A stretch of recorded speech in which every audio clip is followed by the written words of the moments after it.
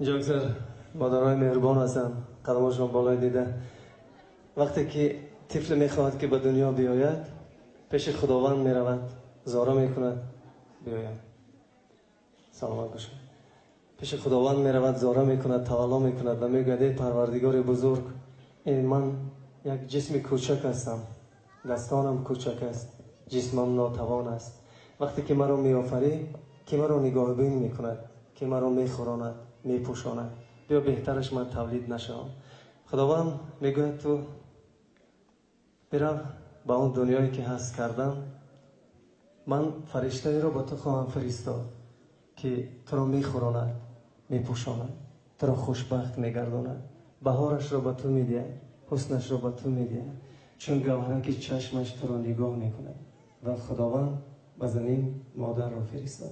برای مادرها یک ترانه زیبا برای شما شامل.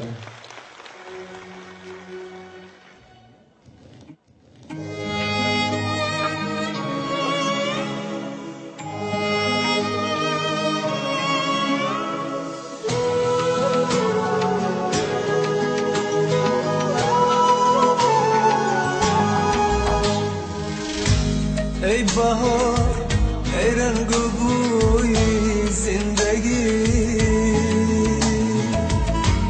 مادر شیرین ترین رویای من، چشمهای خانه مهر خداست، مهربانم خوبی بی همتای من، چشمهایم خانه مهر خداست، مهربانم خوبی بی همتای من، خوبی خوبم مادری من، نازنینم مادری من، از تمامی بهترین ها بهترینم مادری من، خوبی خوبم مادری من، نازنینم مادری من، از تمامی بهترین ها بهترینم مادری من، به تو تنهایی کشیدم مادرم، درد و غم ها را چشیدم مادرم، از قفای یک زنی بگانه با چگویا من دویدم مادرم، از قفای یک زنی بگانه چگویا من دویدم مادرم.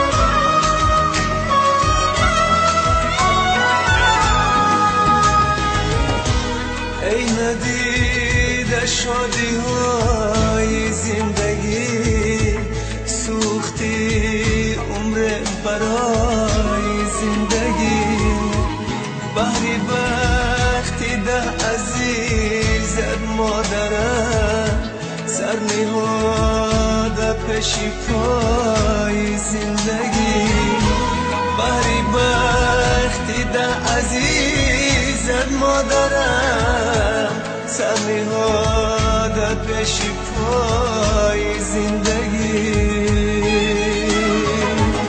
خوبی خوبم مادری من، نازنینم مادری من، از تمامی بهترین ها بهترینم مادری من، خوبی خوبم